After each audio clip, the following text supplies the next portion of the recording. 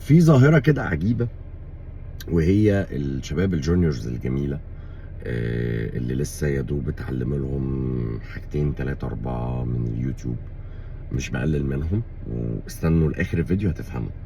خلاص. او كان بيشتغل في شركه لمده سنه فقرر ان هو جامد فشخ، فراح جاي مقدم استقالته وقال لك انا فريلانسر. الظاهره دي ان هو بمجرد ان هو بيبقى فريلانسر، او بمجرد ان هو بيبقى خلاص بقى هو هي كان ديل وذ كلاينت ويقدر يتكلم معاه وبتاع، بياخد اتيتيود الشر، يعني بيقلب شرير. فاهم؟ يعني هو مش بروفيشنال لدرجه حتى ان هو مش عارف يحط رولز، لا ده هو شرير.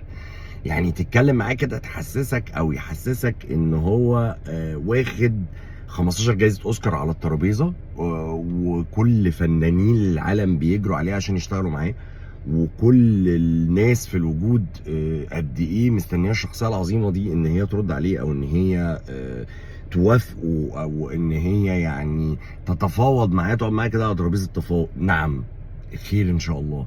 يعني الناس اللي كده فعلا، الناس اللي واخده جوائز كتير فشخ وعندها سابقه اعمال ومولعه الدنيا وعندها اتيتيود، احنا في السوق بنتجنبهم اصلا. يقول لك لا بص الراجل ده او الانسان العظيم ده هو عنده اتيتيود كده وعنده حته، فمش سهل في التعامل.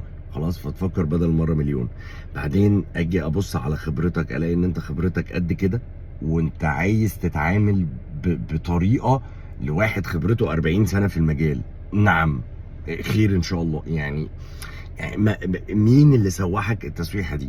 لا، الصح ان انت يكون الاتيتيود بتاعك is very decent, very professional.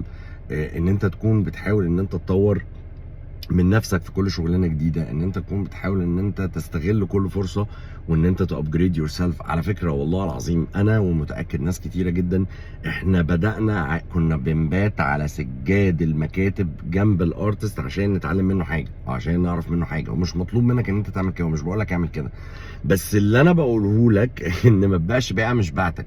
لان انت ممكن بتناكتك وباسلوبك اللي انا شايف ان هو نون بروفيشنال ات اول تطير على نفسك فرصه يعني مهمه جدا. انت ممكن تطير على نفسك فرصه حقيقيه وفرصه عظيمه انت نفسك محتاجها، بس بسبب طريقتك في التعامل اللي هي ملهاش اي موقع من الاعراب. يعني انت ممكن تقفل الشخص اللي بيديل معاك. يا باشا شكرا، بص انت عظيم، مش هشتغل معاك عادي.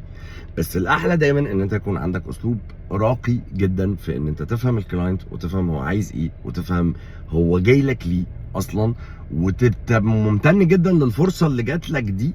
حتى يعني والله العظيم حتى واحنا كبرنا وبقى عندنا اكسبيرينس وبقى عندنا حاجات كتيره جدا، انا ستيل اي كلاينت بيجي لي انا ممتن ان هو يا عم ثانك يو سو ماتش ان انت جيت لي، ات مينز ا لوت. ده انت بتثق فيها للدرجات. مش بقى اول ما يجي بقى اقعد احط رجل على رجل واقعد انا اللي عملته وانا اللي سويت يعني. مش كده يا جدعان، مش كده خالص خالص، ولا ماشيه كده. بتمشي دايما ان انت تكون very decent very professional، ان انت تكون سهل كده في التعامل. بحب اتعامل معاك، افهم. مش بشوفك ان انت شاطر، بشوف ان انا بحب اتعامل معاك. دي البيعه.